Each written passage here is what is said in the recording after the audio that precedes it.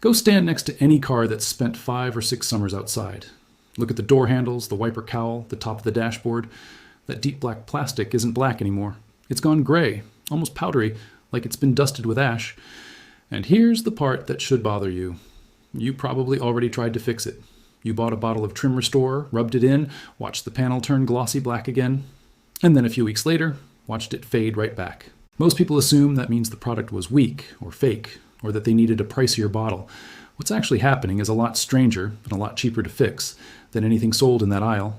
Here's the problem nobody explains to you at the parts counter. That gray, chalky layer isn't dirt sitting on top of the plastic. It's the surface of the plastic itself, chemically broken. Ultraviolet light hits the panel for years, snaps the polymer chains near the surface, and the material effectively turns to dust in a layer just a few microns thick.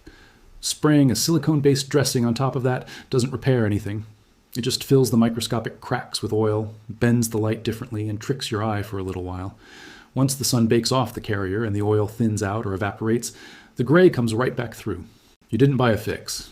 You bought a temporary shine that needs replacing every few weeks, which, coincidentally, lines up nicely with how often people already wash their cars. Nobody engineered that on purpose, so much as it just happens to be a business that keeps you coming back, the same way a squeegee or car wax does. The overlooked piece is that the damage almost never goes deeper than that thin, oxidized crust. Underneath it, the plastic is usually still intact. The oils and stabilizers that gave it its original flexibility and dark color are often still there. They've just retreated away from the damaged surface. That means you're not always looking at a dead panel that needs replacing for a few $100s. In a lot of cases, you're looking at a surface problem wearing a disguise. This isn't some brand new discovery. Detailers and restorers have used heat on faded plastic for decades, long before ceramic and ultra-gloss became marketing words on every bottle. Old-school auto body shops used to run a heat gun or a torch lightly over cracked, sun-bleached bumpers to reflow the surface before a repaint, because it was faster and cheaper than sanding the whole panel down. That trick never really left the trade. It just stayed mostly inside workshops instead of getting bottled and sold to the public. The science behind it is simpler than it sounds. Plastics like ABS and TPO, which most interior trim and exterior handles are molded from, have something called a glass transition temperature. The point where a rigid plastic briefly softens into a workable, semi-fluid state without melting or burning. For these materials, that's roughly in the low to mid 200s Fahrenheit at the surface. Push that thin, damaged layer briefly past that point with concentrated heat, and two things happen at once. The microscopic cracks and jagged light-scattering fractures on the surface soften and flow back together, and any remaining plasticizing oils in the material get warm enough to migrate back up toward the surface, instead of sitting trapped deeper in the panel. The dull gray doesn't get painted over. It visibly darkens and smooths out in real time as the heat passes over it, because you're literally refusing the damaged skin of the plastic rather than coating it.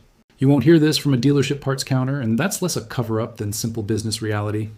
A service department can't bill you for 90 seconds of hot air with a heat gun. They can bill you for a $400, $600 replacement panel and the labor to install it. Retail chemical companies aren't much different. A bottle that fixes your dashboard permanently in one application is a bottle you never buy again, so the products on the shelf are built around reapplication, not permanence. None of this requires a grand scheme. It's just how those businesses are structured to make money, and it's worth knowing so you're not stuck feeding either of them unnecessarily.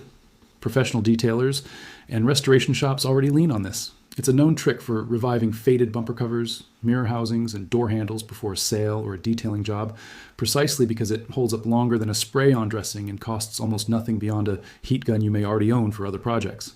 It won't raise a badly cracked, brittle, decades-old bumper back to showroom condition, and it won't work forever if the panel keeps baking in the sun with zero protection afterward. The same UV process that damaged it the first time will eventually damage it again. But for the kind of gray, chalky fade most daily driven cars develop, it's a legitimate, low-cost first step before anyone talks about replacing the part. Here's how to actually do it. First, clean the panel completely. Wipe it down with a 70% isopropyl alcohol solution to strip off any old wax, silicone dressing, or residue. Then let it dry fully for about 10 minutes. Skipping this step matters. If there's leftover silicone on the surface when you apply heat, it can bake into the softened plastic and cloud the finish instead of restoring it. Once it's bone dry, take a heat gun, not a hairdryer, which doesn't get hot or concentrated enough to work, and set it to a low to medium setting rather than maxing it out. Hold the nozzle about 2 to 3 inches from the surface and keep it moving continuously in a slow, steady sweep, roughly an inch per second. Watch closely. You're looking for the exact moment the dull gray flashes into a wet-looking glossy black. The second you see that shift, move on. Don't linger, and don't try to make one spot glossier by holding the heat there longer. That's exactly how you scorch, bubble, or permanently warp the panel. And a blister in ABS or TPO trim doesn't reverse. Once you've passed over the whole area, stop and let it cool undisturbed for several minutes before touching it. Now the part that matters more than the technique itself. You're doing this on or inside a vehicle, and that changes the risk profile. Heat guns commonly run anywhere from 500 to 1000 Data-Gegenbau at the nozzle, which is easily hot enough to ignite fabric, carpet, foam padding, or interior trim adhesives if you linger too long or get too close.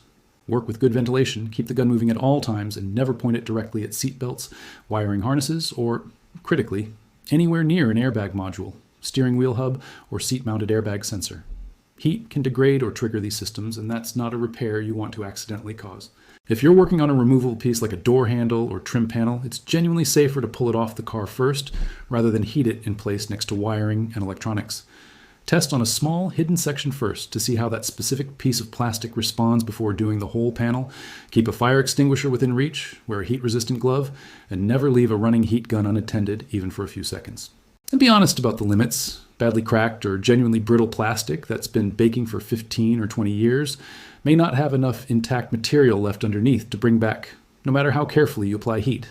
None of this makes the spray bottles useless forever, and it's not really about outsmarting anyone. It's about understanding what's actually happening to the plastic on your car before you spend money assuming it's ruined. A lot of what looks like permanent damage is really just a thin, tired surface, hiding something underneath that's still perfectly fine. You just have to know how to ask for it properly. That's the kind of thing worth checking before you write a repair estimate or a whole panel off as a loss.